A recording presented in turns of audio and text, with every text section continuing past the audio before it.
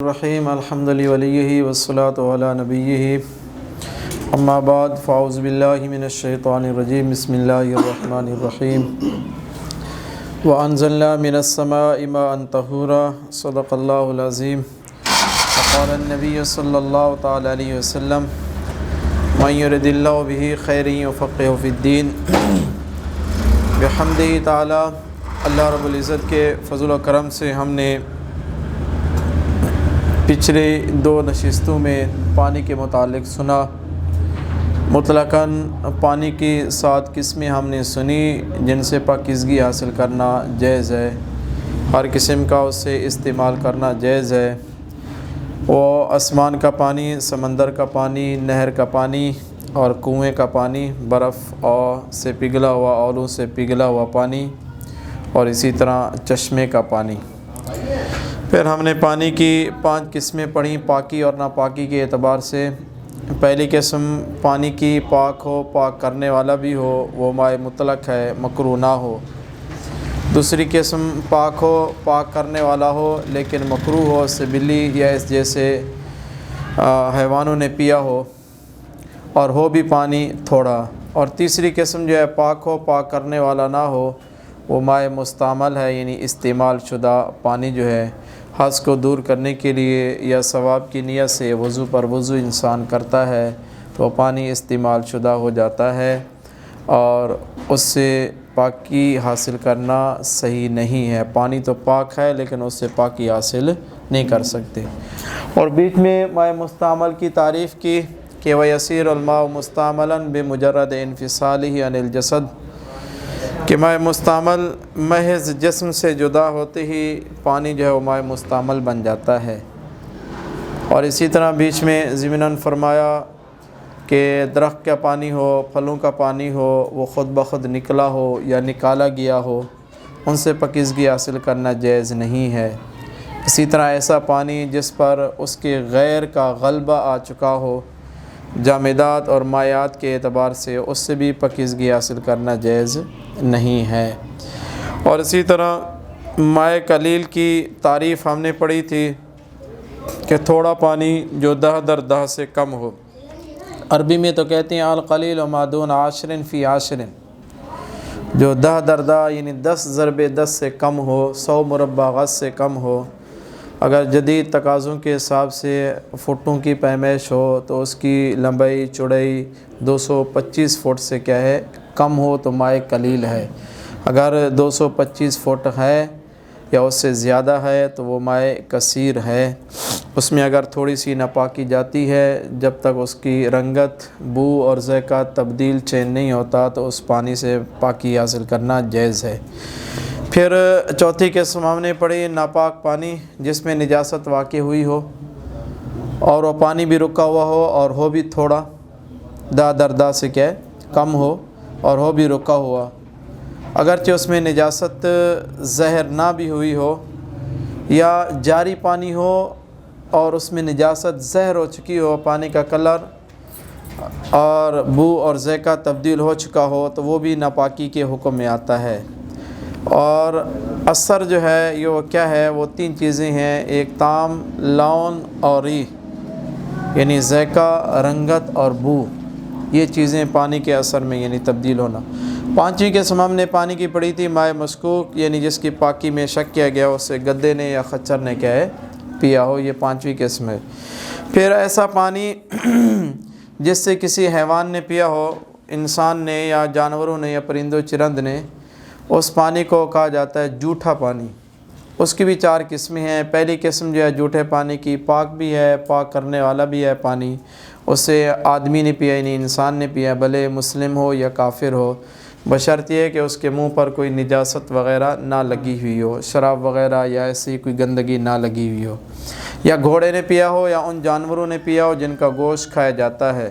اور دوسری قسم مائع جھوٹے کی وہ نجس ہے کہ اس کا استعمال جائز نہیں ہے، جیسے کتے نے، خنزیر نے یا پھاڑ چیر کا جو درندے کھانے والے ہیں انہوں نے کیا ہے پیا ہو، جیسے کلفہد چیتا ہے اور اسی طرح بھیڑیا ہے۔ اور تیسری قسم جو ہے جھوٹے پانی کی، اس کا استعمال جو ہے وہ مکروہ ہے، اس کے غیر کے ہوتے ہوئے، یعنی ایک طرف صحیح سلامت پانی ہے اور ایک طرف یہ جھوٹا پانی ہے اور اس کا استعمال مکروہ ہے، اور وہ بلی کا جھوٹا ہے، آوارہ پھرنے والی مرغی کا جھوٹا، یا اسی طرح پھاڑنے والے پرندوں کا جھوٹا ہے، جیسے شکرا ہے، چیل ہے، اور اسی طرح شاہین ہے، گھروں میں رہنے والے جانور ہیں، چوہا وغیرہ ہے، ان چیزوں نے پیا ہے تو پھر کیا ہے وہ مکروہ ہے۔ چوتھی قسم جو ہے مشکوک ہے، جس کی پاکی میں شک کیا گیا، اور وہ گدے اور خچر کا جھوٹا ہے۔ اگر یہ جھوٹا پانی بھی ہے، اس کے علاوہ اور پانی نہیں ہے صاف ستھرا، تو حکم یہ ہے کہ اس سے وضو بھی کریں گے اور تیمم بھی کریں گے۔ پہلے تیمم کریں گے، پھر اس سے وضو کریں گے۔ تو یہ ہم نے پانی کے متعلق، آگے کنویں کے متعلق ہم نے پڑھا تھا جی۔ چھوٹا کنواں ہے، اب اس میں نجاست واقع ہوئی ہے، اگر کیا ہے تھوڑی سی نجاست ہو، چھوٹے کنویں سے مراد جو ہے وہ جو 225 فٹ سے کم جگہ میں پانی ہو، اس میں اگر تھوڑی سی نجاست بھی گر جائے، خون کا ایک قطرہ، شراب کا ایک قطرہ، یا ایسی کوئی نجاست جو مغلظہ میں سے ہے، تو اس پورے کے پورے کو ناپاک کر دیتی ہے۔ آج ہم سنیں گے آج کی نشست میں استنجا کے متعلق، یہ پانی کے متعلق ہم نے سنا۔ اب پانی کے بعد برتن کا بھی ایک تھوڑا سا پہنا ہے۔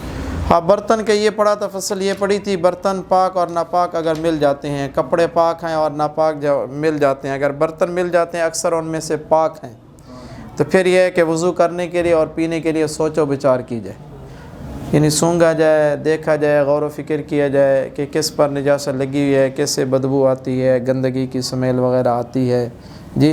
یہ یعنی کہ سوچ و بچار کرنا تھا وضو کے لیے اور پینے کے لیے، اور اگر اکثر ان میں ناپاک ہیں کپڑوں میں سے، پھر سوچ و بچار نہ کی جائے برتنوں میں سے، بلکہ برتنوں میں سے اگر اکثر جو ہے وہ ناپاک ہیں، پھر سوچ و بچار نہیں کریں گے، مگر پینے کے لیے کریں گے۔ اب کنویں میں پانی ہے، برتن ہے نہیں، ایسے برتن پڑے ہیں جن میں اکثر ناپاک ہیں، اب ان میں سوچ و بچار کر کے بھی کون سا پاک ہے وہ لے کر اس میں پانی لے کے انسان جو ہے وہ پیے۔ اسی طرح کپڑوں کے ملنے میں بھی کیا ہے سوچ و بچار کرے انسان، اس میں برابر ہے کہ اکثر پاک ہیں یا ناپاک ہیں، دونوں صورتیں اس میں کیا ہیں برابر ہیں۔ آج ہم پڑھیں گے استنجا کے متعلق، کیونکہ پانی کے بعد جو ہے وہ طہارت کی سب سے اولین چیز جو ہے وہ ہے استنجا۔ انسان حاجت کو جاتا ہے، پیشاب پخانے کو جاتا ہے، اس کے بعد استنجا کرنا پڑتا ہے، تو آج ہم سنیں گے استنجا کے متعلق۔ یاد رکھیے مرد کے لیے جو ہے وہ استبراء کرنا لازمی ہے۔ استبراء سے مراد پاکی حاصل کرنا۔ استبراء یہ کہا جاتا ہے کہ انسان نے پیشاب کیا، پیشاب کرنے کے بعد اس کا دل مطمئن ہو جائے کہ اب پیشاب کے قطرات، چھینٹیں آنا جو ہے وہ بند ہو گئے ہیں، ختم ہو گئے ہیں، اب یہ ہے کہ وہ انسان استنجا کرے یا اس کے بعد جو ہے وہ وضو کی طرف بڑھے۔ اگر انسان کو یہ یقین نہیں ہے، گمان ہے، احتمال ہے کہ ابھی پیشاب کے قطرات آئیں گے، چھینٹیں آئیں گے، تو اس کے لیے ضروری ہے استبراء، یعنی اس جو جہاں سے پیشاب نکلتا ہے اس نس کا اور اس رگ کا خالی ہونا، اور اس خالی ہونے پر انسان کا مطمئن ہو جانا یہ ضروری ہے۔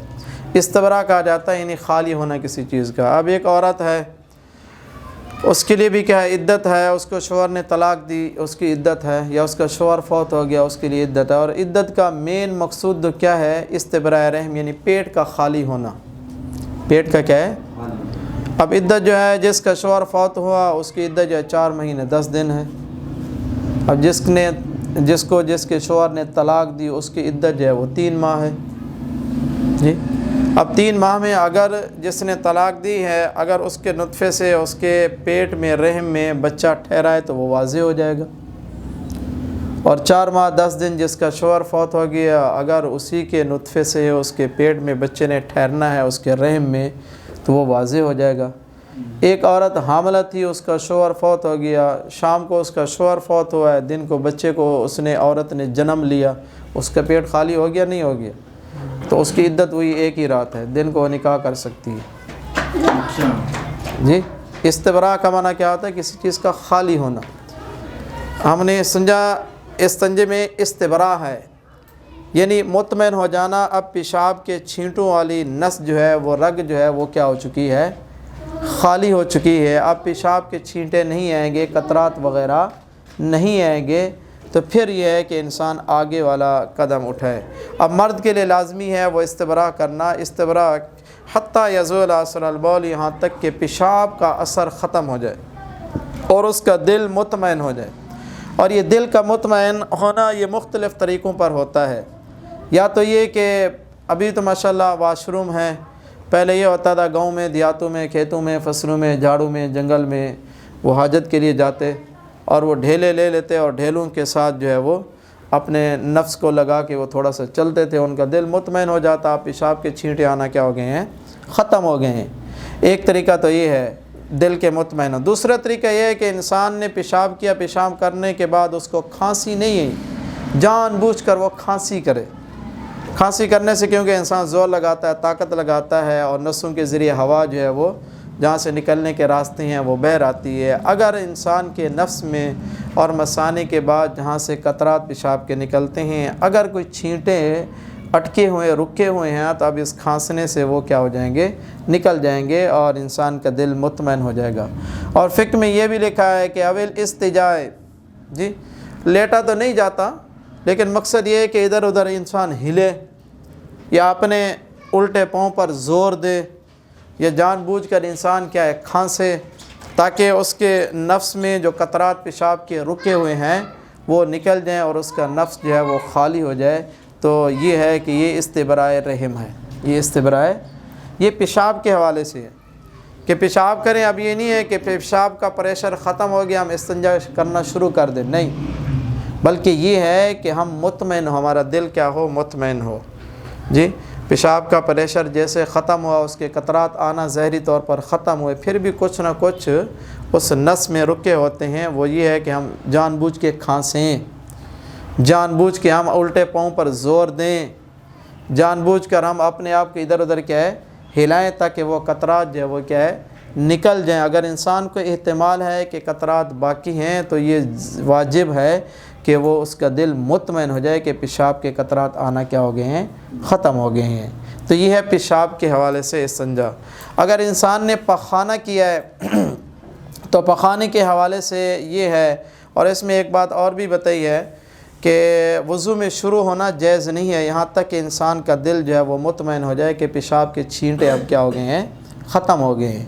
اب انسان پخانہ کرتا ہے، اب پخانہ انسان کا نکلتا ہے اور جہاں سے نکلتا ہے اس کو مخرج کہا جاتا ہے، یعنی نکلنے کی جگہ۔ اب پہلے تو آپ یہ بات بھی سمجھیں کہ ان چیزوں میں شرعی مسائل کو سیکھنے میں، سمجھنے میں صرف اللہ رب العزت سے شرم کرنی چاہیے۔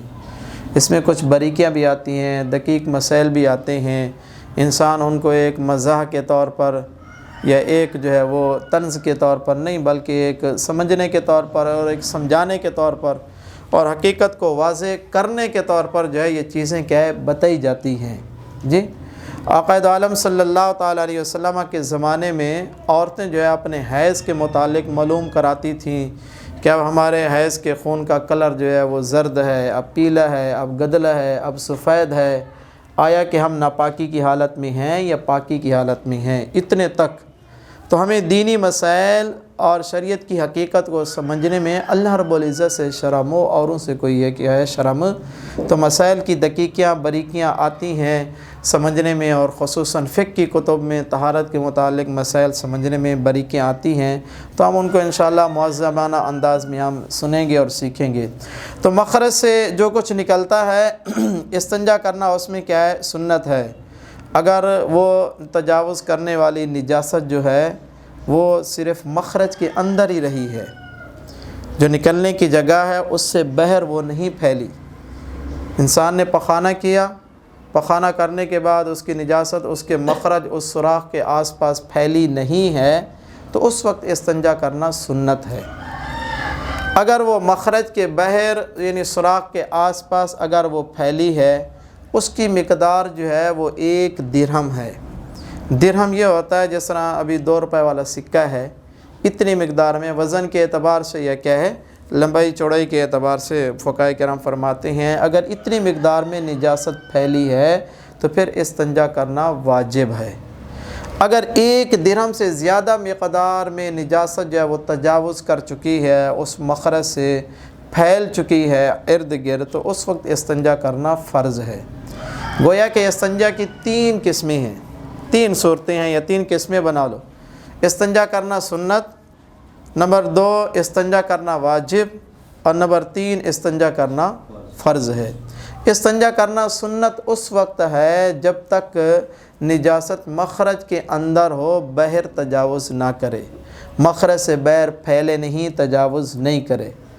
اور استنجا کرنا واجب اس وقت ہے جب مخرج کے آس پاس ارد گرد نجاست پھیل جائے اور اس کی مقدار جو ہے وہ 1 درہم ہو، تو اس وقت استنجا کرنا کیا ہے؟ واجب ہے۔ اور تیسری قسم جو ہے استنجا کرنا فرض ہے، جب مخرج کے باہر نجاست نکلی اور پھیلی، اب اس کی مقدار جو ہے وہ 1 درہم سے بھی زیادہ ہے، 1 درہم سے بھی کیا ہے؟ زیادہ ہے، تو اس وقت استنجا کرنا جو ہے وہ فرض ہے، اور وہ کیا ہے؟ ضروری ہے، اور وہ بھی پانی کے ساتھ دھونا۔ کس کے ساتھ دھونا؟ پانی کے ساتھ دھونا جو ہے اس کا ازالہ کرنا، واجب والی صورت اور فرض والی صورت۔ جب مخرج سے نجاست نکلی، اس کی 1 درہم کی مقدار ہو یا 1 درہم سے زیادہ ہو، دونوں صورتوں میں پانی کے ساتھ دھونا اس کا کیا ہے؟ ضروری ہے۔ یہ فقہاء کرام فرماتے ہیں۔ جہاں پانی اویلیبل نہیں وہاں کیا صورت ہے؟ جیسے پرانا آپ نے بتایا گاؤں دیہاتوں میں لوگ جو ہے نا پتھر کا استعمال کرتے تھے، آگے طریقہ آ رہا ہے وہ بتاتے ہیں۔ اب یہ استنجا کی ہم نے قسمیں پڑھی، 3 قسمیں پڑھیں۔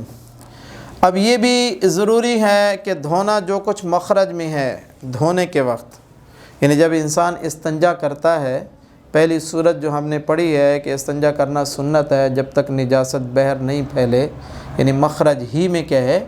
رہے، تو اس وقت جو ہے جو مخرج میں رہی ہے اس کا دھونا بھی ضروری ہے، اس کا دھونا بھی کیا ہے؟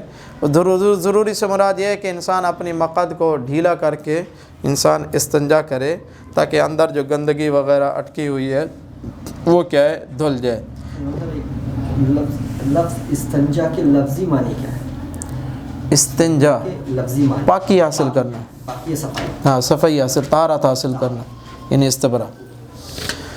تو یہ جو کچھ مخرج میں ہے وہ بھلے جنابت کے حوالے سے ہو یا حائضہ عورت جو ہے وہ غسل کرتی ہے اس وقت ہو، یا نفاس کی عورت ہے وہ ہو، اگرچہ وہ مخرج میں تھوڑی ہی نجاست کیوں نہ ہو، تھوڑی ہی نجاست کیا ہے؟ کیوں نہ ہو۔ یہ تو پانی کے حوالے سے ہم نے استنجا کے متعلق پڑھا۔ اب بھائی نے جو سوال کیا اس کے متعلق یہ ہے، اور استنجا یہ ہے، یہ بھی ہے کہ انسان صاف ڈھیلوں سے استنجا کرے، صاف ڈھیلوں سے اور اس کی مثل سے انسان کیا ہے؟ استنجا کرے، اور پانی کے ساتھ دھونا یہ زیادہ پسندیدہ ہے۔ ایک انسان ڈھیلوں سے استنجا کرتا ہے، ایک پانی سے استنجا کرتا ہے، لیکن پانی سے استنجا کرنا جو ہے وہ زیادہ پسندیدہ ہے اور زیادہ کیا ہے؟ افضل ہے۔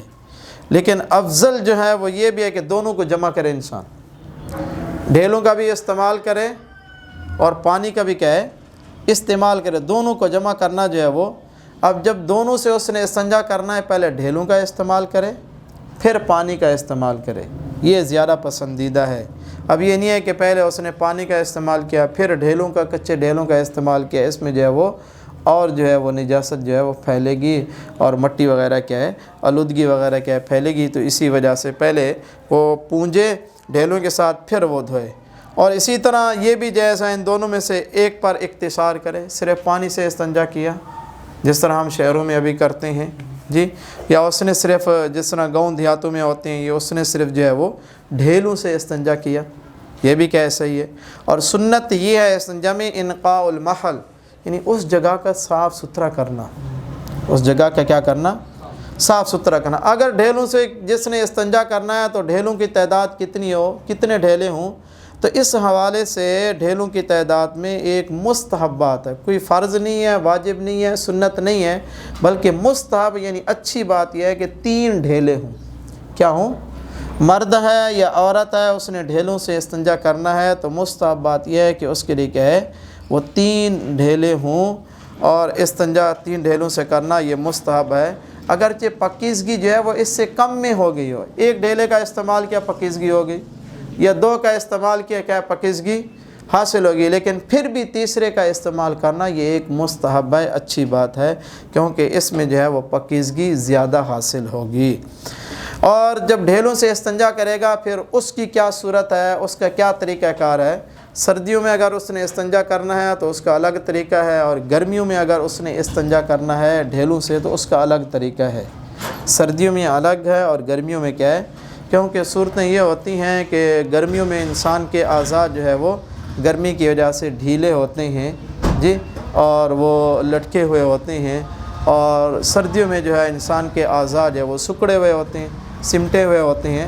تو اسی وجہ سے جو ہے یہ فرق ہے۔ گرمیوں میں اگر اس نے کیا ہے استنجا کرنا ہے یا سردیوں میں استنجا کرنا ہے تو پہلے ڈھیلے کا استعمال کہاں سے کرے، یعنی پیچھے سے آگے کی طرف لے آئے یا آگے سے پیچھے کی طرف لے آئے۔ تو اس حوالے سے فقہائے کرام نے فرمایا ہے کہ وہ پونجے پہلے ڈھیلے کے ساتھ آگے سے پیچھے کی طرف، اور دوسرا ڈھیلا جو ہے وہ پیچھے سے آگے کی طرف، اور تیسرا جو ہے وہ آگے سے پیچھے کی طرف جب ہوں، یعنی کہ گرمیوں کا موسم ہو، جبکہ اس کے خصیتین جو ہے وہ لٹکے ہوئے ہوتے ہیں، اس کے اعضاء جو ہیں وہ مخصوص اعضاء جو ہیں وہ گرمیوں کی وجہ سے ڈھیلے ہوتے ہیں، لٹکے ہوئے ہوتے ہیں۔ تو وہ یہ ہے کہ پہلے ڈھیلے کا استعمال جو آگے سے پیچھے کی طرف کرے گا۔ اگر پیچھے سے آگے کی طرف کرے گا صاف ظاہر ہے اس ڈھیلے پر گندگی ہوگی اور اس کے مخصوص اعضاء بھی لٹکے ہوئے ہیں، اب بجائے ان کے صاف ہونے کے گندگی ان کو لگے گی۔ تو اسی وجہ سے گرمیوں میں آگے سے پیچھے کی طرف جو ہے وہ انسان پہلے ڈھیلے کا استعمال کرے گا، پھر دوسرے کا پیچھے سے آگے کی طرف، اور تیسرے کا جو ہے وہ آگے سے پیچھے کی طرف استعمال کرے گا۔ اور اسی طرح اگر سردیاں ہیں تو پھر مرد یہ ہے کہ پیچھے سے آگے کی طرف پہلے ڈھیلے کا استعمال، اور دوسرے کا آگے سے پیچھے، اور تیسرے کا پیچھے سے آگے کی طرف جو ہے وہ استعمال کرے گا اگر سردیاں ہوں۔ اگر کیا ہے سردیاں ہوں۔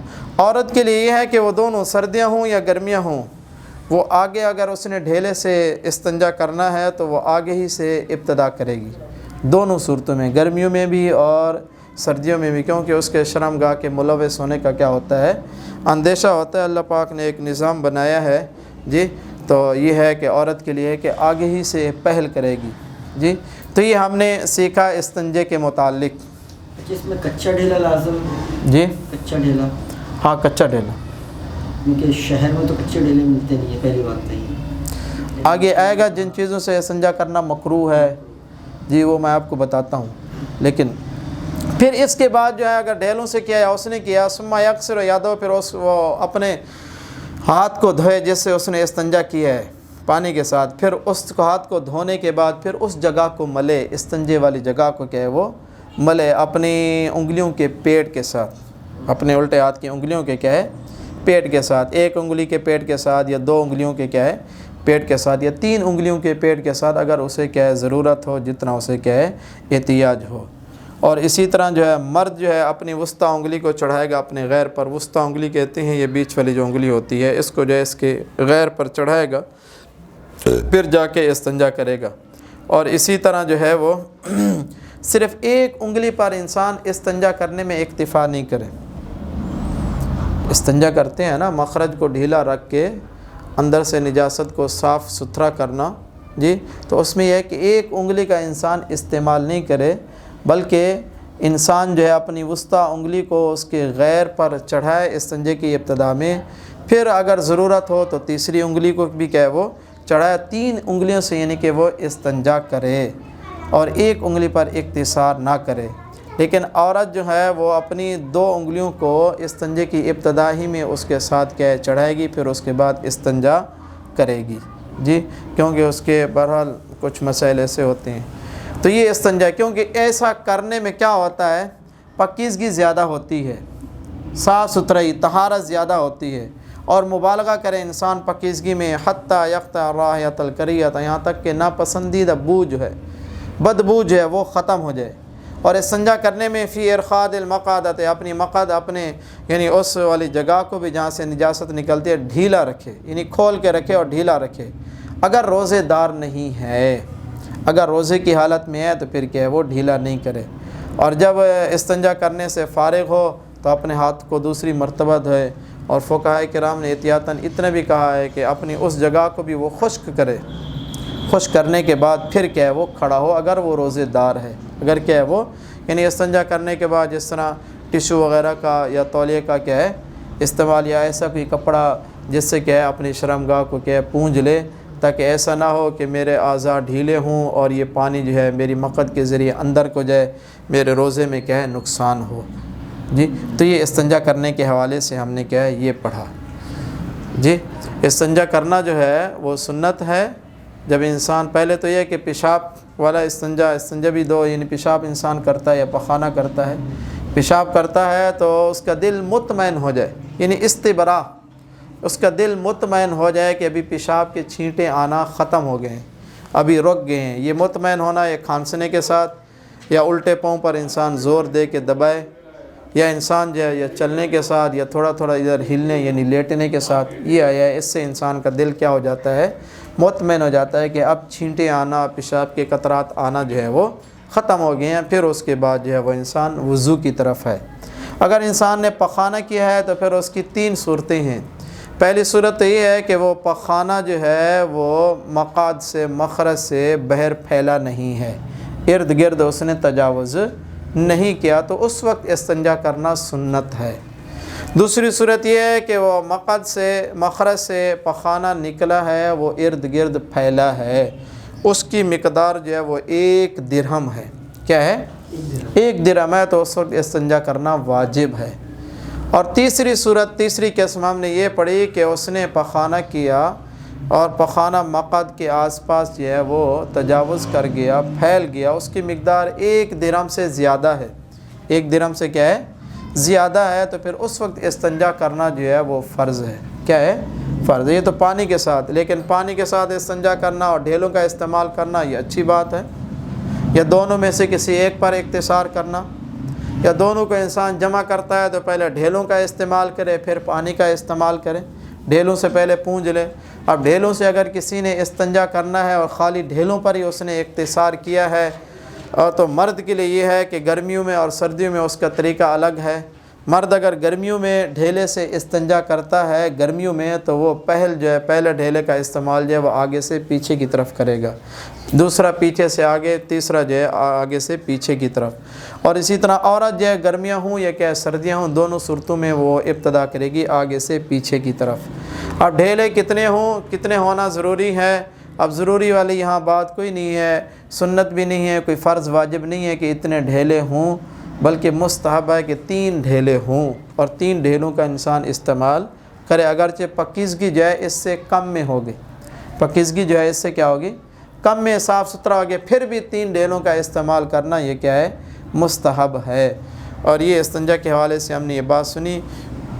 اب یہ ہے کہ استنجا کرنے کے لیے شرمگاہ کو کھولنا جائز نہیں ہے جی، اگرچہ نجاست بھی تجاوز کر چکی ہو مخرج سے، یہ اس وقت ہے جب انسان جو ہے وہ آبادی میں ہو، لوگوں میں ہو جی، انسانوں میں ہو جی، تو اس وقت جو ہے وہ نہیں ہے جائز شرمگاہ کا کھولنا استنجا کے لیے۔ اگر تجاوز کر گئی اور نجاست اس کے مخرج سے اور تجاوز کرنے والی 1 درہم سے زیادہ، اور صحیح نہیں ہے اس کے ساتھ نماز پڑھنا جب وہ چیز انسان کہہ پائے جو اس کو ذیل کرے۔ اب بھائی نے جو سوال کیا تھا نا جی، کہ اس وقت تک جو ہے نماز پڑھنا جائز نہیں ہے جب نجاست پھیل چکی، اس کی مقدار 1 درہم تھی، اب اس کے پاس اس نجاست کو ختم کرنے کے لیے پانی ہے، کپڑا ہے، ڈھیلے ہیں یا کوئی اور چیز ہے، وہ اور چیز کو کیا ہے؟ پاتا ہے، کیا ہے؟ پاتا ہے، اس کے ہوتے ہوئے نماز پڑھنا بغیر استنجا کیے یہ جائز نہیں ہے۔ ان چیزوں کے ذریعے ان کا استعمال کر کے اور اس نجاست کو کیا کرے؟ ختم کرے، نجاست کو کیا کرے؟ ختم کرے۔ جب اسے کوئی کیا ہے؟ دیکھنے سے مراد لوگوں میں ہے، ہجوم میں ہے، دن میں ہے، تو یہ ہے کہ وہ ہیلا کرے۔ اس کے بعد واش روم بھی نہیں ہے، کوئی جھاڑیاں وغیرہ، کوئی جھرمٹ وغیرہ، کوئی جنگل وغیرہ، کوئی چھپنے کی جگہ ہی نہیں ہے، تو ہیلا یہ ہے کہ اگر اس کے پاس چادر ہے تو اوپر ڈال کے ارد گرد کیا ہے؟ ڈال کے پردہ نما بنا کے، جس طرح واش روم بنائے، جس طرح جھوپڑیوں میں یہ خانہ بدوش لوگ جو ہے وہ عارضی طور پر کیا ہے؟ بنا لیتے ہیں کپڑے کا، اس میں جا کے وہ حاجت کرتے ہیں، تو اسی طرح کر کے ہیلا کر کے وہ کیا ہے؟ استنجا کرے، ہیلا کر کے کیا کرے؟ استنجا کرے، تاکہ اس کی شرمگاہ جو ہے وہ ظاہر نہ ہو۔ باقی رہی یہ بات کہ ایک مسئلہ آتا ہے، اگر انسان کے ہاتھ ہی نہیں ہے، انسان لنجا ہے، اس کے ہاتھ کام نہیں کرتے، اب اس کے لیے استنجے کا کیا حکم ہے؟ اس کے لیے یہ ہے کہ اگر اس کی زوجہ ہے، بیوی ہے، تو وہ اسے استنجا کرائے۔ اگر مرد کی یہ کیفیت ہے کہ اس کے دونوں ہاتھ جو ہے وہ کام نہیں کرتے، وہ لنجا ہے، تو اس کی بیوی جو ہے، زوجہ جو ہے، وہ اسے کیا کرائے؟ استنجا کرائے۔ اور اسی طرح اگر بیوی جو ہے اس کے دونوں ہاتھ کام نہیں کرتے، وہ لنجی ہے، اس کا شوہر جو ہے اسے استنجا کرے۔ اگر ایسا مرد ہے اس کی بیوی نہیں ہے، ایسی عورت ہے اس کا شوہر نہیں ہے، بغیر شادی شدہ کے ہیں، دونوں ہاتھ کام بھی کیا نہیں کرتے، تو پھر فتاوی ہندیہ میں یہ بات ہے، یہ مسئلہ ہے کہ ان کے لیے استنجا کرنا معاف ہے، بجائے اس کے کہ ان کا کوئی بیٹا ہے یا بہن ہے یا بھائی ہے یا کوئی اور اس نے انہیں کیا استنجا کرے، نہیں، بلکہ ان کے لیے کیا ہے، یہ معاف ہے، کیونکہ میاں بیوی کا ایک رشتہ جو ہے، ایک ساتھی، ایک شریک حیات ہوتے ہیں، یہ قریب تر رشتہ ہے جی۔ اگر یہ معاف نہ ہوتی، ہو سکتا ہے ہر وقت اس کا بھائی ساتھ نہ ہو، بہن ساتھ نہ ہو، بیٹا ساتھ نہ ہو، بیٹی کے ساتھ نہ ہو، تو یہ ہے کہ شریعت نے اسے کیا ہے، یہ رخصت دی ہے، اس کے لیے کیا یہ اجازت ہے۔ اگر ہیں تو پھر بھی نہیں کرا سکتے، ہاں ہیں تو نہیں کرا سکتے، معاف ہے پھر بھی جی، شریعت نے کیا معاف کیا ہے۔ اب استنجا کرنا کن چیزوں سے مکروہ ہے، یعنی کن چیزوں سے استنجا کرنے میں پرہیز کیا جائے جی، تو وہ یہ ہے کہ ہڈی کے ساتھ استنجا کرنا، آدمی یا جانور کا کوئی طعام ہے، آدمی کا طعام تو کھانے پینے کی اشیاء ہیں، جانور کا طعام اس کا گھاس ہے، اس کا بھوسا وغیرہ ہے جی، اور اسی طرح جو ہے وہ آجورن پکی اینٹ ہے، اسی طرح کیا ہے، ٹھیکری ہے، مٹکا ہوتا ہے نا، اس کو توڑتے ہیں، ٹھیکریاں بن جاتی ہیں، اور اسی طرح کوئلہ ہے، کانچ وغیرہ ہے، چونا ہے، اور ایسی محترم معظم چیز ہے جیسے ریشمی کپڑا ہوتا ہے، یا کیا ہے قیمتی چیز ہے، روئی وغیرہ ہے، تو ان چیزوں سے اور سیدھے ہاتھ سے جو ہے وہ استنجا کرنا یہ مکروہ ہے۔ مگر یہ ہے کہ اگر الٹا ہاتھ جو ہے وہ زخمی ہے، یا الٹا ہاتھ جو ہے وہ اللہ محفوظ فرمائے ہر قسم کی بیماریوں سے جی، کسی بیماری میں ہے، تو پھر یہ ہے کہ نہیں۔ یاد رکھیے ہڈی سے اور جانوروں کے طعام سے استنجا کرنا یہ جائز نہیں ہے بلکہ مکروہ ہے۔ ہڈی سے تو اس وجہ سے کہ آقا دو عالم صلی اللہ تعالیٰ علیہ وسلم نے فرمایا، یہ ہڈی جو ہے یہ تمہارے بھائی جن جو ہے یہ ان کی غذا ہے، ہڈی جو ہے یہ تمہارے بھائی جن جو ہے یہ ان کی کیا ہے، غذا ہے، اس سے استنجا نہیں کیا کرو۔ اور ایک حدیث مبارکہ میں یوں بھی آتا ہے کہ جنوں کا وفد آ کے حضور کی بارگاہ میں حاضر ہوا اور اس نے آ کے عرض کی کہ اپنی امت کو آپ منع فرمائیں کہ وہ ہڈی سے استنجا نہیں کیا کریں، اور گوبر کا استعمال بھی کیا ہے نہیں کیا کریں، یہ ہماری کیا ہے خوراک جی۔ آپ کہیں گے ہڈی اور جنوں کی خوراک، یہ ہڈی جن لے جاتے ہیں، اللہ پاک قدرت کاملہ سے اس کے اوپر گوشت چڑھا لیتا ہے جی، وہ اسے کھاتے ہیں جی، اور گوبر جو ہے اللہ پاک جو ہے اس کو جس طرح وہ گوبر بننے سے پہلے ہرا بھرا گھاس تھا، کھیت میں تھا، ہریالی میں تھا، اللہ پاک اس کو اسی طرح کر لیتا ہے اور وہ اس کو کیا ہے کھاتے ہیں۔ آپ کہیں گے ہمیں تو نظر نہیں آتے، نہ ہم ان کو کیا ہے دیکھتے ہیں جی، کتنا روزانہ جانور ذبح ہوتے ہیں، کتنا ہڈیاں استعمال ہوتی ہیں، کہاں جاتی ہیں جی، تو یہ جن لے جاتے ہیں جی، اور یہ ان کی کیا ہے خوراک ہے، کیا ہے خوراک ہے، تو اسی وجہ سے کیا ہے ہڈی سے اور گوبر سے استنجا کرنا جو ہے وہ مکروہ ہے۔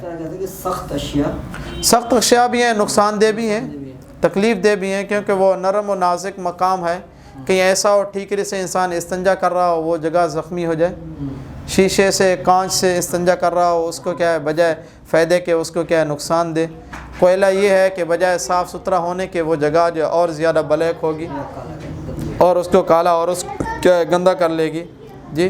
تو بہرحال پیشاب پخانہ کرنے کے حاجت کرنے کے بھی آداب ہیں، وہ آداب کیا ہیں کہ انسان جب استنجا خانے میں داخل ہو برجلہ الیسریٰ اپنے الٹے پاؤں سے داخل ہو، الٹا پاؤں پہلے رکھے، اب پہلے رکھنے سے پہلے جو ہے اس میں دعا بھی پڑھے، جو آقا دو عالم صلی اللہ تعالیٰ علیہ وسلم نے ہمیں دعا سکھائی ہے، بسم اللہ الرحمن الرحیم، بسم اللہ اللہم انی اعوذ بک من الخبث والخبائث جی۔ معلم انسانیت، معلم کائنات ہمارے نبی صلی اللہ تعالیٰ علیہ وسلم اتنا ہمارے خیر خواہ، اتنے ہمارے مشفق، اتنے ہمارے مہربان، اتنے ہمیں تعلیم و تربیت دینے میں آپ نے کوئی کسر نہیں چھوڑی، یہاں تک کہ آپ کا امتی اگر حاجت کو جائے، پیشاب پخانے کو جائے، اس کا بھی آپ نے طریقہ بتایا۔ یہ اس دنیا میں اس پوری کائنات میں بڑے بڑے بادشاہ ہے، بڑے بڑے جو ہے وہ شاہ سوار ہے، اور بڑے بڑے مجاہد ہے، بڑے بڑے علمی استعداد رکھنے والے ہیں، لیکن وہ اتنا باریکیوں تک نہیں پہنچ سکے، حالانکہ ان کی عمریں بھی زیادہ تھیں، ان کو ٹائم بھی زیادہ ملا، اور آقا دو عالم صلی اللہ تعالیٰ علیہ وسلم نے 40 سال میں اعلان نبوت فرمایا، اور 63 سال میں آپ کا کیا وصال ہے، یہ 23 سال بنتے ہیں۔ اس 23 سالہ میں زندگی میں جو آپ نے دنیا کے کسی بھی شعبے میں کوئی ایسا معاملہ دنیا کا نہیں ہے جس میں آپ نے تعلیم نہ دی ہو، وہ تجارت ہو، وہ شادی ہو، وہ کھانا پینا ہو، وہ رہنا سہنا ہو، اٹھنا بیٹھنا ہو، حج ہو، زکوٰۃ ہو، صدقہ ہو، قرآن مجید کی تعلیم ہو، جن ہو، پرندے ہو، انسان ہو، حیوان ہو، پتھر ہو، پہاڑ ہو، ہر چیز کے متعلق آپ نے کیا تعلیم دی ہے۔ اب اتنا ایک ذہن میں لائے نا بات، ہم ایک حاجت کو جاتے ہیں، ایک پیشاب پخانے کو جاتے ہیں، اس کے متعلق بھی ہمیں تعلیم دی، اس کے متعلق بھی ہمیں آداب سکھائے کہ آپ دعا پڑھ کے جائیں، کیونکہ وہ چیز وہ جگہ جو ہے وہ سرکش جنوں کی جگہ ہے، اور زیادہ حملہ آور ہوتے ہیں جن انسان پر اگر انسان خلاف سنت کام کر کے جائے۔ آج کیوں کہتے ہیں کہ جی فلاں کے جن ہو گیا، فلاں کو یہ ہو گیا، فلاں کو یہ ہو گیا؟ جب ہم واش روم میں جاتے ہیں دعا کی کوئی پرواہ نہیں کرتے، واش روم میں جاتے ہیں ہم یہ پرواہ نہیں کرتے کہ سیدھا پاؤں پہلے رکھ رہے ہیں، واش روم میں جاتے ہیں ہم کوئی پرواہ نہیں کرتے، ہمیں جو ہے وہ شرمگاہ جو ہے کھولنی چاہیے، جتنا کیا ہے ضرورت ہو ہم پورے ننگے اوپن ہو کے بیٹھ جاتے ہیں۔ جب ہم واش روم میں جاتے ہیں ننگے سر جاتے ہیں، جب ہم واش روم میں جاتے ہیں اس میں تھوکتے رہتے ہیں، پخانے میں کھنگار کرتے رہتے ہیں، بلغم ڈالتے رہتے ہیں۔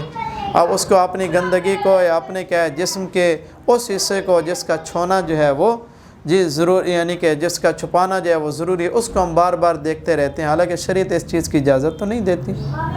اس کو جو ہے بلا ضرورت اس کو چھونا، بلا ضرورت جو ہے اپنی اس چیز کو کیا ہے دیکھنا، یا ہونے والی نجاست اور گندگی کو کیا ہے دیکھنا۔ علماء نے فرمایا ایسا کرنے سے بواسیر کا بھی اندیشہ ہوتا ہے اور نسیان اور وبا کا بھی اندیشہ ہوتا ہے۔ ایک تو ہمارے یہاں کراچی میں اور بہت بڑا وبال ہو گیا، ابھی واش روم اور غسل خانہ ایک ساتھ، یہ بلڈر حضرات آئے ہیں اوپر سے کمرے کے اندر، ہاں وہ بھی کمرے کے کیا ہے اندر، آئے دن جو ہیں وہ بندے بواسیر کا شکار ہیں، نسیان کا شکار ہیں، وبال کا شکار ہیں۔ پہلے دیکھو نا، آج سے 30 سال پہلے چلے جاؤ، وہ سودا لینے بازار کے لیے ہول سیل کے لیے بھیجتے تھے اور 30 چیزیں گنوا کے یہ چیز لینی ہے، یہ چیز لینی ہے۔ اب ان کے پاس کوئی لکھا ہوا کوئی لسٹ کوئی پیپر نہیں ہوتا، وہ گٹھڑی باندھ کے فلاں فلاں چیز لینی ہے، فلاں فلاں چیز، اتنا قوت ہے حافظہ مضبوط۔ آج لکھ کر بھی جاتے ہیں پھر بھی 5 چیزیں بھول کے آ جاتے ہیں۔ کیا ہے؟ ایک نسیان ہے، یہ کیا ہے؟ یہ پورا خلط ملط نظام ہو گیا ہے، اسی میں نہانا ہے، اسی میں پیشاب پخانہ کرنا ہے، حالانکہ نہانے کی جگہ کا پاک صاف ہونا کیا ہے ضروری ہے، نہانے کی جگہ الگ ہو اور پیشاب پخانہ کرنے کی جگہ کیا ہے الگ ہو۔ پیشاب پخانے والی جگہ جو ہے وہ سرکش جنوں کی اور جنڑیوں کی، نر اور مادہ کی کیا ہے جگہ ہے، اور ہمارے رسول اللہ صلی اللہ تعالیٰ علیہ وسلم نے ہمیں تعلیم دی کہ اس میں جانے سے پہلے اللہم انی اعوذ بک من الخبث والخبائث، اپنے آپ کو اللہ کے حوالے کر کے جاؤ ان کی سرکشی سے، ان کی خباثت سے۔ آج ہم ننگے سر چلے جاتے ہیں، عورتیں ننگے سر چلی جاتی ہیں، یہ سارے معاملات ہوتے ہیں، پھر یہ کیا ہوتا ہے کہ ان کا حملہ بھی ہوتا ہے اور ہمارا قوت حافظہ بھی کمزور ہوتا ہے، اور ہم جو ہے وہ بھول کر یا بواسیر کا یہ ساری چیزیں جو ہے آداب کو ملحوظ خاطر نہیں رکھتے، اس وجہ سے ہم بیماریوں میں اور وباؤں میں بھی کیا ہے مبتلا ہیں۔ تو بہرحال یہ کہ الٹا پاؤں جو ہے وہ پہلے رکھے، اس میں وَيَسْتَعِيذُ بِاللَّهِ مِنَ الشَّيْطَانِ الرَّجِيمِ، یعنی اعوذ باللہ من الشیطان الرجیم پڑھے قبل دخول ہی، اس میں داخل ہونے سے پہلے، واش روم میں داخل ہونے سے پہلے جو، اور وہ دعا بھی کہے پڑھے اللہم انی اعوذ بک من الخبث والخبائث وَيَجْلِسُ مُعْتَمِدًا عَلَى يَسَارِهِ، اب اس میں جو ہے انسان زور دے کر بیٹھے اپنی الٹی جانب، کیا ہے دونوں پاؤں اس نے رکھے، پہلے تو یہ ہے کہ دونوں پاؤں کو کشادہ کر کے بیٹھے، یعنی کھلا کر کے بیٹھے تاکہ وہ چھینٹوں سے بچ جائے اور گندگی لگنے سے جو ہے وہ بچ جائے۔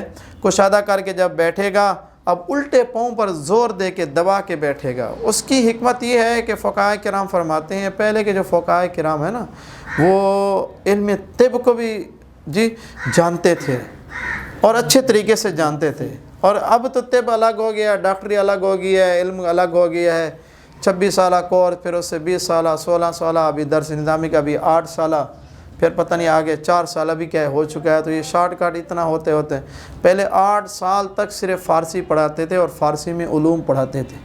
پھر جو فارسی پڑھنے کا ماہر ہوتا، فارسی میں مختلف علوم پر اس نے دسترس حاصل کر لیتی، پھر عربی کتابیں کیا شروع کراتے تھے جی، اور وہ بھی کیا 24 گھنٹے اسی کے حوالے ہوتے تھے۔ تو آج بہرحال اس طرف ہم نہیں جاتے۔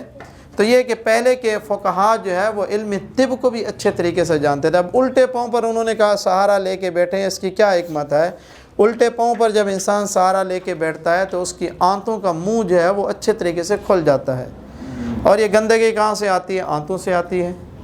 اس کو انسان کو جو ہے وہ مشکلات کا سامنا نہیں کرنا پڑتا، یعنی زیادہ زور نہیں لگانا پڑتا، اور پخانہ جو ہے آنتوں سے بآسانی نکل جاتا ہے، اور اس کی آنتیں جو ہے وہ صاف ہو جاتی ہیں، جو پخانہ اٹکا ہوتا ہے وہ نکل جاتا ہے۔ تو اسی وجہ سے کہا گیا کہ الٹے پاؤں پر زور دے کے کیا ہے وہ بیٹھے، ولا یتکلم، اور کلام بھی اس میں نہ کرے۔ واش روم میں جا کے بیٹھ کے جو بڑی شرم و حیا کے ساتھ انسان جو ہے وہ بیٹھے جی، نہ شرمگاہ کو دیکھے، نہ گندگی کو دیکھے، نہ ادھر ادھر دیکھے جی، اور نہ ہی کیا ہے کوئی گانا گلوچ، نہ کوئی باتیں، نہ اللہ رسول کا نام، اور نہ ہی جیب میں کوئی حدیث مبارکہ یا قرآنی آیات یا اللہ رسول کا نام۔ بہتر ہے کہ انسان اس کو خالی کر کے جائے۔ موبائل استعمال کر سکتے ہیں، موبائل بھی بات چیت کے زمرے میں آتا ہے کموڈ میں بیٹھ کے لوگ اخبار بھی پڑھتے ہیں جی، کموڈ میں بیٹھ کے لوگ اخبار بھی پڑھتے ہیں، تو پھر وبال بھی اتنا آتا ہے نا۔ یہ بیسیکلی وہ معاملات ہیں جو ہم دین سے ہٹ کے ہم نہیں کرتے، لیکن باہر کے ہاں ملکوں میں بیٹھ کے کموڈ میں اخبار پڑھنا، کموڈ کا زیادہ استعمال کرنا۔ ایک اور چیز میں وہ پوچھ لوں آپ سے کہ جو ٹیشو کا جو استعمال ہے، کیونکہ ہم تو نہیں کرتے لیکن انگریز یا دوسرے جو ہیں وہ ٹیشو کا استعمال کرتے ہیں صفائی کے معاملے میں، وہ پانی کو زیادہ اہمیت نہیں دیتے، ٹیشو کا استعمال کرتے ہیں۔ دیکھو پانی کے اندر اللہ پاک نے اتنی صلاحیت رکھی ہے، آپ ٹیشو کو بھلے لاکھ مرتبہ گیلا کر کے جو کر کے کریں جی، پھر بھی وہ چکناہٹ، پھر بھی وہ اثر، وہ اسمیل، وہ کیا ہے چکناہٹ یا اس چیز کا ذائقہ وہ رہتا ہے۔ پانی کے ساتھ دھو لیں، بھلے صابن کا استعمال نہ بھی کریں، لیکن پانی کے اندر اللہ پاک نے اتنی قوت اور طاقت رکھی ہے جی، وہ ٹیشو کے اندر نہیں ہے۔ وہ پانی نہیں ہے پھر ٹیشو کا استعمال کرنا پھر وہ ہے۔ اگر پانی بھی ہے پھر بھی انسان جان بوجھ کے خالی ٹیشو پر ہی اکتفا کرے، گزارا کرے، یہ نہیں ہے جی۔ آپ کھانا کھائیں، کھانا کھانے کے بعد اگر آپ کے ہاتھوں پر کھانا کا کچھ چکناہٹ وغیرہ لگے، ٹیشو سے لاکھ بھی آپ صاف کریں جی، پھر بھی آپ کی طبیعت جو ہے وہ ایک ناپسند، بے چینی، بے قراری میں ہوگی، اور جا کے آپ دھوئیں گے آپ کو تسلی بھی ہو جائے گی، آپ کا دل بھی مطمئن ہو جائے گا۔ وَأَنزَلْنَا مِنَ السَّمَاءِ مَاءً طَهُورًا، کہ اللہ پاک نے فرمایا ہم نے پانی کو نازل کیا، اور یہ پکیزہ پانی ہے، اس کے اندر پاک کرنے کی صلاحیت خود بخود ہے جی۔ تو بہرحال یہ ہے کہ کیا ہے کلام بھی اس میں نہ کرے۔ ہاں اگر کوئی ضرورت ہے، پانی ختم ہو گیا ہے، یا کہ اللہ معاف کرے کسی بیماری میں کیا ہے مبتلا ہو گیا ہے، یا اسے کوئی تکلیف یا کوئی اذیت ہو گیا ہے، جس طرح ہوتی ہیں کوئی گر جاتا ہے، کوئی اور مسئلہ بن جاتا ہے، کچھ مرگی کے کیا ہے مریض ہوتے ہیں، ان کو دورہ پڑ جاتا ہے یا اور کوئی چیز ہوتا ہے، اس میں اور کو بلاتے ہیں مدد کے لیے، پھر کیا ہے روا ہے بغیر کسی عذر شرعی کے واش روم میں بیٹھ کے بات چیت کرنا اور کلام کرنا، یہ بھلے موبائل کا استعمال بھی ہو، یہ بھی ہے، یہ تمام چیزیں مکروہ ہیں۔ اور دوسری چیز یہ ہے کہ مکروہ تحریمی ہے قبلہ کی طرف منہ کرنا اور قبلہ کی طرف پیٹھ کرنا۔ واش روم کرتے ہوئے قبلہ کی طرف منہ کرنا اور قبلہ کی طرف پیٹھ کرنا، اگرچہ 4 دیواری میں کیوں نہ ہو، جنگل میں نہیں ہے بلکہ 4 دیواری واش روم میں ہے، اس میں ہی کیا ہے کیوں نہیں ہے، اس کی طرف جو ہے وہ منہ کرنا اور اس کی طرف پیٹھ کرنا، یہ مکروہ تحریمی ہے جی۔ ہم عذر بنا لیتے ہیں جی، بلڈر نے یہ واش روم بنوا لیے، ہمارے گھر کے جو واش روم ہیں وہ ایسے بنے ہوئے ہیں، وہ قبلہ کی طرف کیا پیٹھ ہوتی ہے یا قبلہ کی طرف منہ ہوتا ہے، ہم مجبور ہیں، ہم کیا کریں جی۔ آپ مجھے یہ بتائیں، آپ کا بلڈر صاحب جو ہے آپ کا کچن ایسے طریقے سے کیا بنا کے جائے کہ گھر والوں کو تکلیف ہو، گھر والوں کو کیا ہے پریشانی ہو، تو آپ کچن کا کام کرائیں گے نہیں کرائیں گے جی؟ سمجھیے۔ تو بہرحال جتنا ہم اور چیزوں کو اہمیت دیتے ہیں، یہ جو چیزیں ہمارے مقصود میں نہیں ہے، اب اس گھر میں آ کے ہم 45,000 50,000 کی ٹی وی لگوا لیتے ہیں، بیڈ گدے وغیرہ کلینے وغیرہ یہ بچھوا دیتے ہیں، اگر یہ خرچ کرنے کی بجائے وہی پیسے ہم واش روم کے لگا کے فلش وغیرہ ہم جو ہے وہ صحیح سمت میں کرا لیں، اللہ پاک ہمیں کتنا اجر دے گا۔ शरीयत में इतना है, फ़तल क़दीर में इतना बात है, अगर इंसान भूल कर भी इंसान को पता नहीं था, वो बैठ गया ऐसे तरीके से कि किबला की तरफ पीठ हो रही थी या मुंह हो रहा था, जैसे उसको याद आया वो सीधा हो गया, वो कहते हैं इसी में भी उसी की हो सकता है बख्शिश हो जाए, मग़फ़िरत हो जाए। तो किबला की तरफ मुँह करके थूकना भी मकरूह है, उसकी बेअदबी है, और उसकी तरफ जो है वो पीठ करके या उसकी तरफ जो है वो मुँह करके पेशाब पखाना करना, ये भी क्या है, मकरूह है। बाकी रही ये बात कि हम बिल्डर पे उज़र नहीं डालें। अब लेने से पहले हम देखते हैं ना, घर का मुआयना करते हैं, क्या इसकी लोकेशन है, हवादार है, खिड़कियाँ हैं, बालकोनी है, टीवी लॉन है, बेडरूम है, ये हैं वो हैं, सारी चीज़ें देखते हैं। लेकिन हमने कभी बनवाते वक्त और लेते वक्त ये नहीं देखा कि इसमें नमाज़ पढ़ने की जगह है या नहीं है। जी, हम ये देखते हैं कि यहाँ हमारा किचन होगा, यहाँ हमारी बालकोनी होगी, यहाँ हमारा स्टोर होगा, यहाँ हमारे गीज़र की जगह होगी, यहाँ हमारा ये होगा, हमारा ये होगा। एक दो मुसल्लों को दो जाए नमाज की जगह भी हमने क्या सोची है कि हम मुसलमान हैं, हम पर 5 वक्त की नमाज फ़र्ज़ है, हमारे इसी घर में हमारी माएँ बहनें या हमारे घर वाले या हमारी बच्चियाँ रहेंगी, वो भी नमाज़ पढ़ेंगी। क्या हमने 2 जाए नमाज की जगह को भी मखसूस किया है नमाज के लिए? फिर हम कहते हैं हमारे बच्चे दीनदार नहीं हैं, हमारे बच्चे जो है वो साफ ज़हर है। और चीज़ों का जब हमने एहतमाम किया, बच्चे अच्छे तरीके से कहेंगे कि वो किचन में गए थे, स्टोर में गए थे, लॉन में गए थे, फ़लाँ में गए थे, फ़लाँ में गए थे। अगर 2 जगह 2 मुसल्लों की जगह नमाज़ पढ़ने की हो तो वो कहेंगे जाए नमाज में गए थे, नमाज़ पढ़ने के लिए गए थे, कलाम इलाही की तिलावत करने के लिए क्या है गए थे। ज़रूरी नहीं जगह मखसूस हो, अगर कमरे में भी जगह हो सकती है या ड्राइंग रूम में वो हो सकती है, लेकिन उसमें कभी एहतमाल होता है, उज़र बना लेती हैं औरतें, जी बच्चे ने पेशाब कर लिया, पखाना कर लिया, जगह पता नहीं पाक है या नहीं है। अलग से जगह लाजिम तो नहीं है ना, लाजिम तो नहीं है, मुख्तस कर दिया जाए वो तो अच्छी बात है। जैसे पहले देखते थे ना, आप एक फट्टा बनवा लेते थे, औरतें वो घर में रखवा लेती नहीं, उस पर नमाज़ पढ़ती थी। जी, वो एक मखसूस होता भी औरत इसी पे आके नमाज़ पढ़ेगी, किबला रुख तो होता, किबला सिमत होता, अब उस पर जो और काम काज के लिए नहीं बैठती थी, बल्कि नमाज के लिए कलाम इलाही की तिलावत करने। तो मेरे कहने का मकसद है कि इस तरह अब भी हम घर बनवाते वक्त और लेते वक्त इस चीज़ का भी एहतमाम करें और औरों को भी बताएं कि हम मुसलमान हैं, हम इसी में रहेंगे, हमारी फैमिली क्या है रहेगी। आया कि हमने ये भी देखा है कि कुछ ऐसी सिमत हो सही माने में किबला रुख हो उसका। जी, बाज़ तो कितनी फ्लैटें हैं पता ही नहीं चलता किबला किस तरफ है। जी, ऐसे भी क्या फ्लैट हैं। जी, खैर आजकल तो आलात मोबाइल वगैरह दूसरे के आले आगे हैं, वो इंसान मुतय्यन कर लेता है। तो बहरहाल वो हमारा मकसूद नहीं है, लेकिन होना चाहिए, हमारा ये जज्बा होना चाहिए। इसमें बेहतरी हमारी नस्लें सुधरेंगी, हमारे क्या ख़ानदान क्या है सुधरेंगे, हमारे औरतों के जहन में भी तस्वुर होगा वो जगह जब मखसूस है नमाज के लिए। जी, कितने घर हैं जी कुरान मजीद की दीनी किताबों की बेअदबी हो रही होती है, बिखरे होते हैं। बाज़ औक़ात ये होता है कि इस तरफ कुरान मजीद है, इस तरफ बेड है, पाँव इस तरफ हो रहे हैं, ऐसा भी क्या है लापरवाही है। जी, इस तरह और भी क्या मामलात हैं, ऊपर रख बना लेते हैं, जाली वगैरह कुरान मजीद रखते हैं, बच्चे उठाते हैं, गिराते हैं, शहीद करते हैं, 100 क्या है मामलात होते हैं, उसमें जो है वो तकाज़े ज़्यादा पूरे होंगे। तो बहरहाल ये है कि इंसान जो है वो किबला की तरफ पीठ भी नहीं करे और मुंह भी नहीं करे, अगरचे 4 दीवारी में। और इसी तरह आयन सूरज और चाँद की तरफ मुंह करके भी इंसान पेशाब पखाना नहीं करे। सूरज की तरफ आयन सूरज की रोशनी है, आयन चाँद सामने है, उसकी तरफ जो है वो इंसान मुंह करके भी पेशाब पखाना नहीं करे। और इसी तरह सख्त हवा है, आंधी है, सख्त हवा चली हुई है, अब उसकी तरफ मुंह करके भी इंसान पेशाब नहीं करे। पेशाब करेगा तो साफ ज़ाहिर है उस हवा की वजह से वो छींटे वापस आके उसके जिस्म पर लगेंगे। जी, तो यही है। और इसी तरह जो है ये भी क्या है मकरूह है इंसान पेशाब में पानी में पेशाब करे। एक रुका हुआ पानी है, जिस तरह गाँव में ट्यूबवेल वगैरह चलते हैं या नदी छोटी सी क्या चल रही होती है, एक पाक पानी है, बहने वाला है, ये दह दरदा से ज़्यादा है, उसमें जाके जानबूझ के इंसान पेशाब करे, ये भी क्या है मकरूह है। और इसी तरह साए में, दरख्त का साया है, दीवार का साया है, पहाड़ का साया है, साफ ज़ाहिर है वो साया है, मखलूक खुदा उसके साए में फ़ायदा उठाएगी। जो धूप से आएगा साए में बैठेगा, साया लेगा, छाँव लेगा, वो उसके लिए क्या फ़ायदा होगा। और वो गंदगी में बैठ जाएगा, वो नापसंद। और इसी तरह जो है वो सुराख में बेल है, सुराख है, उसमें जाके इंसान पेशाब पखाना करता है।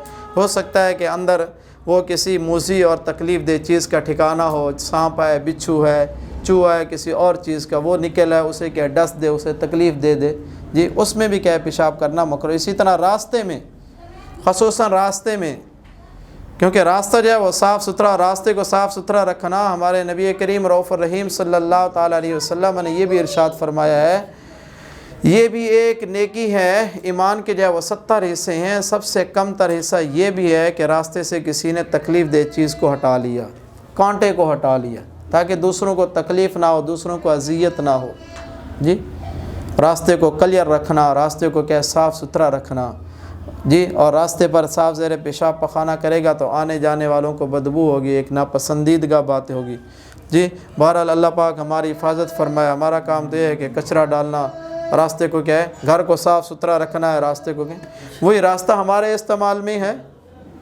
اسی راستے سے ہو کے ہم آئیں گے ہمارے بچے جائیں گے ہمارے مسلمان بھائی جائیں گے وہی راستہ صاف ستھرا ہوگا تو صاف ستھرے پاؤں سے ہم گھر میں داخل ہوں گے صاف ستھرے ماحول سے ہم گھر میں کیا آئیں گے جس طرح ہم گھر میں کیا صاف ستھرے رکھتے ہیں گھر کو صاف ستھرا رکھتے ہیں وہ ہمارے مخصوص 5 یا 6 یا 10 یا 12 بندوں کا گھر ہے لیکن راستہ جو ہے روزانہ سینکڑوں لوگ گزریں گے وہ ان کا کیا ہے ایسے سمجھو کہ گزر گاہ ہے تو اس کو بھی کیا صاف ستھرا کیا رکھا جائے اور اسی طرح پھلدار درخت کے نیچے پیشاب پخانہ کرنا یہ بھی کیا ہے مکروہ ہے کیونکہ پھلدار درخت کے نیچے پیشاب پخانہ کرے گا تو اوپر سے پکا ہوا پھل گرے گا تو وہ کس میں گرے گا وہ گندگی میں گرے گا اور اسی طرح پیشاب کھڑے ہو کر کرنا یہ بھی مکروہ ہے ہاں کوئی عذر ہے عذر شرعی کے بغیر کسی بیماری یا بغیر کسی عذر کے کھڑے ہو کر اور لیٹ کر یہ پیشاب کرنا یہ کیا ہے مکروہ ہے اور اب استنجا کے آداب میں سے اور بیت الخلاء کے آداب میں سے یہ کہ جب واپس آئے تو اپنا سیدھا پاؤں جو ہے وہ پہلے بہر رکھے سیدھا پاؤں جو ہے کیا ہے وہ پہلے بہر رکھے جاتے ہوئے الٹا پاؤں پہلے اندر رکھے کیونکہ وہ ایک گندگی کی جگہ ہے وہ جنوں کا ٹھکانہ ہے اب اس میں کیا ہے الٹا پاؤں پہلے رکھے اور نکلتے ہوئے اپنے سیدھے پاؤں کو پہلے نکالے کیونکہ سیدھا جو ہے وہ الٹے پر کیا ہے مقدم ہے فضیلت رکھتا ہے تو اسی وجہ سے اپنا سیدھا پاؤں بہل نکالے پھر کہ الحمدللہ الذی اذھب عنی العذا وعافانی یعنی تمام تعریفیں اس اللہ رب العزت کے لیے ہیں جو مجھ سے تکلیفوں کو لے گئی اور مجھ کو اس نے عافیت عطا فرمائی جب انسان کو پیشاب پخانہ لگا ہوا کتنا بے چینی بے قراری میں ہوتا ہے نہ اس کو کھانا پینا اتنے تک آیا پیشاب پخانہ اگر لگا ہوا ہے تو نماز پڑھنا بھی مکروہ ہے کیونکہ اس کی توجہ اس پیشاب کی طرف پخانے کی طرف کہ کب نماز سے فارغ ہوتے ہیں واش روم کی طرف جاؤں کب ادھر سے کیا ہے ختم ہوتی ہے نماز ادھر جاؤں تو اس کی یکسوئی نہیں ہوگی خشوع اور خضوع کیا ہے نہیں ہوگا تو یہی ہے کہ جب انسان واش روم سے ہو کے آتا ہے وہ ایک سکون کو پاتا ہے اور اللہ کا یعنی کہ شکر بھی ادا کرے اللہ کی حمد بھی کرے الحمدللہ الذی اذھب یعنی حمد کرے اللہ رب العزت کی وہی ذات جو مجھ سے جو ہے وہ تکلیفوں کو لے گئی اور مجھ کو اس نے کیا عافیت عطا فرمائی مجھ کو کیا عافیت تو یہ ہم نے استنجا کے متعلق اور استنجے کی اقسام اور استنجے کے آداب کے متعلق ہم نے جو ہے یہ سنا اور سیکھا جی اس کے بعد جو ہے وضو کا مرحلہ ہے اور وضو کے حوالے سے یہ بات آتی ہے کہ وضو کے اندر 4 فرض ہیں اللہ رب العزت نے قرآن مجید فرقان حمید میں ارشاد فرمایا یا ایھا الذین آمنوا اذا قمتم الی الصلاۃ آج صرف ہم فرض سنتے ہیں پھر انشاءاللہ اگلی نشست میں وہ وضو کی سنتیں مکروہات توڑنے والی چیزیں یا غسل کے متعلق ہم سنیں گے تو وضو کے جو ہے وہ 4 فرض ہیں رب کریم نے قرآن مجید فرقان حمید میں بھی ان کا ذکر فرمایا یا ایھا الذین آمنوا اذا قمتم الی الصلاۃ کیا ایمان والو جب تم جو ہے نماز کا ارادہ کرو جب تم نماز کا کیا ہے یاد رکھیے قرآن کے اندر جتنے کلمات ہیں وہ اپنے لفظی معنی میں یہ ضروری نہیں ان کا لفظی جو معنی ہو رہا ہے اسی میں استعمال ہو بعض اوقات یہ ہوتا ہے کہ عربی گرامر میں ایک ایک لفظ کے 60 ہزار معنی بھی ہوتے ہیں کیا ہے جو بہتر جو اعلیٰ جو موقع محل کے مطابق ہوتا ہے وہی معنی استعمال کیا جاتا ہے اب عربی میں قمتم کا جو صیغہ آیا ہے اس کا معنی ہوتا ہے کھڑا ہونا حالانکہ جب نماز کے لیے ہم کھڑے ہوتے ہیں اس وقت ہم وضو نہیں کرتے مفسرین کرام فرماتے ہیں یہاں قمتم جو ہے یہ ارتم کے معنی میں ہے یعنی جب تم نماز کا ارادہ کرو جب تم کیا نماز کا ایسے اور بہت سارے معنی ہیں جی اور میں آپ کو مثال دوں تو بہت سارا کیا ٹائم ہو جائے گا اللہ رب العزت نے قرآن مجید فرقان حمید میں ضال کا لفظ بھی کیا ارشاد فرمایا. ہم فاتحہ میں پڑھتے ہیں غیر المغضوب علیہم، نہ کہ ان لوگوں کے راستے پر جن پر تیرا غضب ہوا، جو تیرے راستے سے بھٹک گئے، گمراہ ہو گئے. اب یہی ضال کا لفظ جو ہے آقا دو عالم صلی اللہ تعالیٰ علیہ وسلم کے لیے بھی کیا استعمال ہوا. ووجدک ضالا فہدی، تو وہاں گمراہی والا معنی مراد نہیں لیں گے.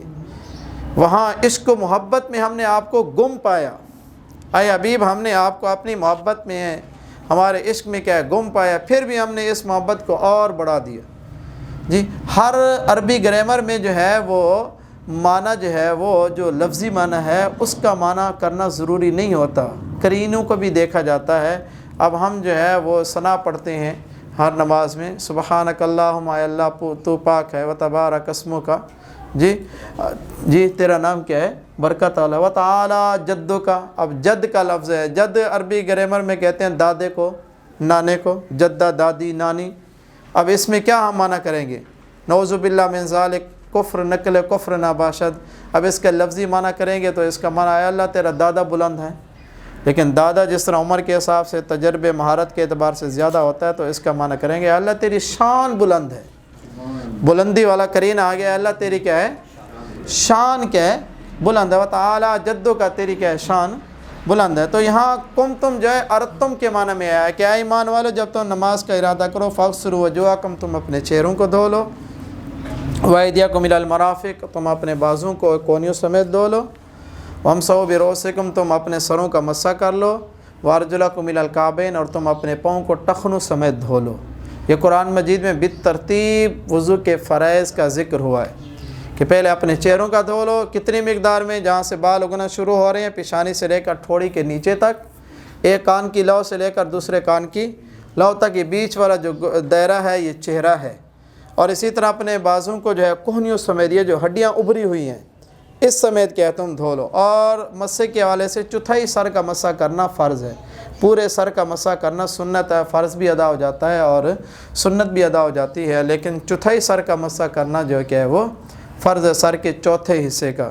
اور اپنے دونوں پاؤں کو ٹخنوں سمیت دھونا یہ فرض ہے. یہ وضو کے اندر 4 فرض ہیں: چہرے کا دھونا، دونوں بازوں کا کوہنیوں سمیت دھونا، اور چوتھائی سر کا کیا کرنا مسح کرنا، دونوں پاؤں کو ٹخنوں سمیت دھونا. یہ وضو کے 4 فرائض بھی آپ نے یاد کرنے ہیں انشاءاللہ. کہ ہم جب آتے ہیں تو کموڈ WC میں جب پیشاب کرتے ہیں تو اس کے چھینٹے وغیرہ اگر ہمارے پاؤں یا کپڑوں میں پڑے اس سے متعلق اگر ہمیں نہیں پتہ یا محسوس ہوا ہے تو اس صورت میں ہمارے لیے کیا فرض ہے؟ ظن غالب کو دیکھا جائے گا، آپ کا گمان غالب کس طرف ہے. اگر پڑھنے پر ہے تو اس کا دھونا لازمی ہے. ہاں آگے ہم اگلے درس میں نجاست کے متعلق آئے گا. جی نجاست غلیظہ جو ہوتی ہے وہ سوئی کے سروں کے برابر اگر چھینٹے پڑے ہیں تو وہ معاف. اگر اس سے کہ ہاں وہ انشاءاللہ پڑھیں گے. وہ یہ ہے کہ ہم آداب میں یہ بھی کہ جب نکلیں آپ کو بتانا بھول گئے تو یہ دونوں پاؤں کو بھی دھو لیں، دونوں پاؤں کے آس پاس ٹخنوں کے پاس، کیونکہ چھینٹے لگے ہوتے ہیں. جی اور شلوار کو بھی جتنا ہو سکے یا کیا ہے پینٹ وغیرہ ہے تو اس کو اوپر کر کے کیا بیٹھیں تاکہ یہ چھینٹے جو ہے وہ یہاں لگے، آ کے کیا ہے دھو لیں، اس کو کیا کر لیں دھو لیں. اللہ پاک ہمارا آفس وغیرہ میں جب ہوتے ہیں ہم تو موزے پہنتے ہیں، ان موزوں کو اتار لیں، ان صورتوں میں ان کو اتار لیں. کیا ہے ان کو اتار لیں. جی اور کوئی بات کسی بھائی کو کوئی سمجھ نہ آئی ہو، کوئی بات پوچھنی ہو استنجے کے متعلق؟ ایک سوال کرنا تھا کہ جیسے ہم جاتے ہیں یونیورسٹی وغیرہ تو موبائل جو ہے وہ جیب نہیں ہوتا ہے اور اس کو ایسے رکھ کے بھی کہیں پہ جا نہیں سکتے ہیں، لے جا سکتے ہیں، تو استعمال کر سکتے ہیں. اس کے اندر استعمال نہیں کر سکتے، جیب میں چھپا ہوا ہو. اس کے اندر ایپس وغیرہ انسٹال ہوتے ہیں نا، مطلب قرآن مجید اور اس سے ریلیٹڈ. وہ موبائل کے اندر بند ہے، اندر لے جا سکتے لیکن واضح نہیں ہے، چھپا ہوا پردے میں ہے. جی جس طرح تصویر کپڑوں پر لگی ہوئی ہو یا سامنے ہو، نماز پڑھنا مکروہ ہے، ہمارا NAC ہے اس میں تصویر ہوتی ہے وہ جیب میں ہے، یا کسی آفس میں دفتر میں گئے ہیں وہ کارڈ بنا ہے اس میں بھی تصویر ہوتی ہے وہ ہماری جیب میں ہوتی ہے. جی ٹھیک ہے، اس میں کوئی عرض. جی آپ کیا پوچھ رہے تھے؟ ہاں جی جی جی. اچھا واش روم وغیرہ میں جو جاتے ہیں ہم، جیسے آج کل وہی اٹیچڈ باتھ روم ہے، تو باتھ روم تو ایک طرح سے ناپاکی اگر دیکھا جائے لیکن اگر اس میں غلاظت ہے، وہ جو پانی ہوتا ہے جمع WC میں یا کموڈ میں، اس میں اگر کچھ غلاظت ہے تو پھر اس صورت میں اگر غلاظت نہیں ہے تب واش روم پاک ہے، نہیں، اور اگر غلاظت ہے دونوں صورتوں میں ناپاک، ناپاک ہے. کیونکہ اس کا تعلق جو ہے وہ نیچے سے ہے. تو اگر پیشاب کریں گے، پیشاب کے اثرات ہوں گے یا پخانے کے اثرات ہوں گے، وہ ایک گندی جگہ ہے. گندی جگہ یا اگر اس کو کسی نے بار بار ایسا دھویا ہے، بار بار دھو کے صاف کر لیا ہے، اب اگر اس میں پانی رکا ہے، اسے سمیل بھی نہیں آتی، اس کی رنگت بھی تبدیل نہیں ہے، اس سے بدبو بھی نہیں آتی جی، لیکن پھر بھی کراہت تب بھی ہے، طبیعت اس چیز کو گوارا نہیں کرتی اس کے استعمال کو، یعنی اسے کپڑے دھوئیں یا اس کا کیا وہ کراہت تب بھی. تو بظاہر تو باتھ روم مطلب کیا کہتے ہیں ناپاک ہے جی. لیکن اگر اس میں وہ پانی آپ جس طرح بتا رہے ہیں آپ نے بہا دیا، ہاں. پانی صاف ہے، ہاں، تو اگر ہم وضو کیے ہوئے اور ہم باتھ روم میں داخل ہو جاتے ہیں تو ہم وہ وضو ہوگا ہمارا؟ ہاں ہاں، وہ باتھ روم دانے سے جو ہے وہ پیشاب پخانہ نہ بھی کریں وضو نہیں ٹوٹتا. اچھا. کپڑے چینج کرنے سے بھی وضو نہیں ٹوٹتا، لیکن یہ ہے کہ باتھ روم میں جب ہم بیٹھیں تو اس میں جو ہے وہ کوئی تسبیحات، کوئی کلام الہی کا پڑھنا یا سننا یا اذان کا جواب دینا یا چھینک آ جائے تو اس پر الحمدللہ کہنا، یہ نہیں ہے، یا کلام الہی کا پڑھنا یہ صحیح نہیں ہے. بلکہ اگر انسان اگر چھینک آئے بھی صحیح، اگر اس کی عادت بنی ہے، دل سے اگر نکل گیا تو وہ الگ بات ہے جی. لیکن یہ ہے کہ اپنے آپ کو کنٹرول کر کے وہاں بیٹھے، اللہ رسول کا نام بھی نہیں لینا.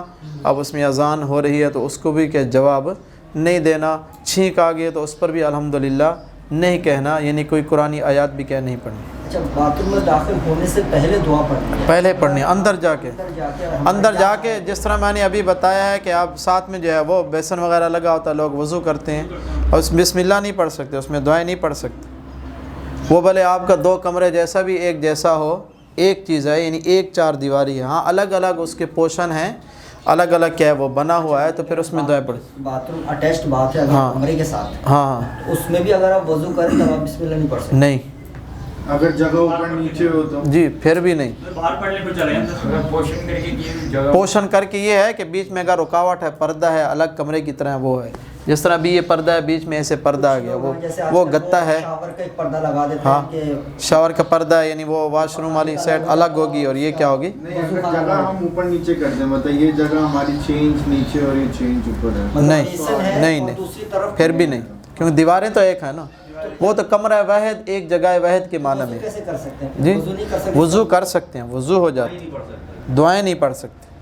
وضو ہو جاتا ہے، غسل ہو جاتا ہے، جس طرح اٹیچ واش روم میں کے ساتھ غسل خانہ بنا ہوتا ہے، شاور اوپر سے لگی ہوتی ہے، بالٹی کے ذریعے کیا کرتے ہیں، بغیر بسم اللہ پڑھے، بغیر بسم اللہ پڑھے، بغیر دعائیں پڑھے وضو انسان. ہاں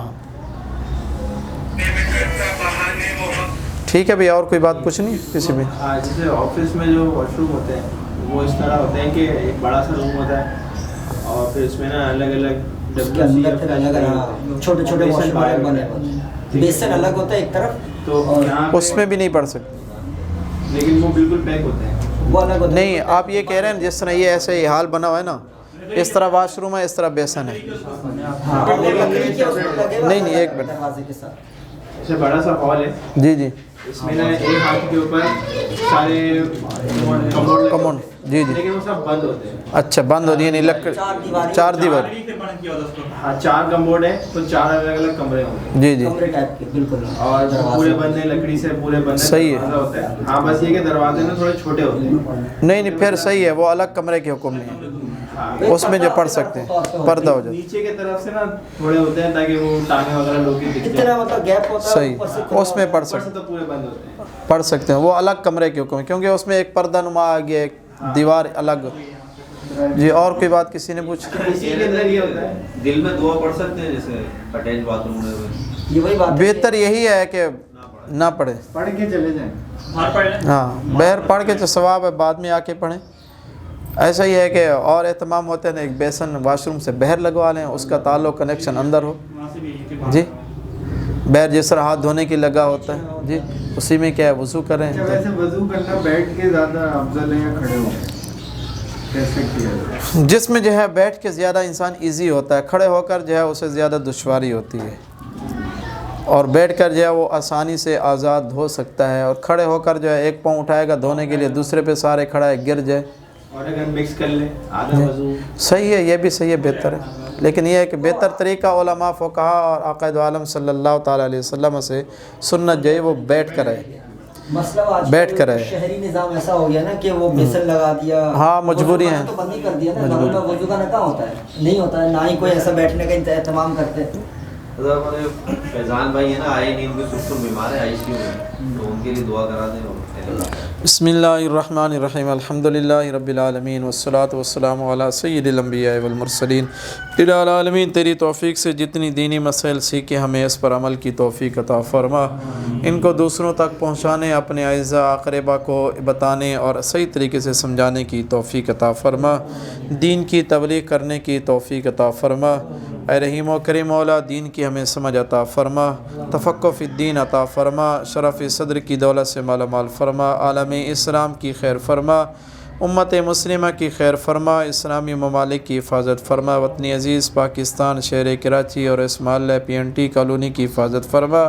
جتنی حضرات یہاں سیکھنے کے لیے آتے ہیں یا رب العالمین، سب کے والدین کی، بہن بھائیوں کی، اعزاء اقربا، دوست احباب کی حفاظت فرما، اساتذہ کرام کی حفاظت فرما، جو بیمار ہیں انہیں شفاء کاملہ عطا فرما، خصوصاً فیضان بھائی کے سسر کو شفاء کاملہ عطا فرما، اور جتنے حضرات یہاں موجود ہیں سب کو رزق واسع عطا فرما، سب کی پریشانیاں دور فرما، سب کی مشکلات کو آسان فرما، سب کو سلامتی عطا فرما، خوشحالیاں عطا فرما، اسی دین کی برکت سے سب کو ترقیاں عطا فرما، دین سیکھنے کا ذوق و شوق جذبہ عطا فرما۔ سبحان ربک رب العزت عما یصفون وسلام علی المرسلین والحمد للہ رب العالمین۔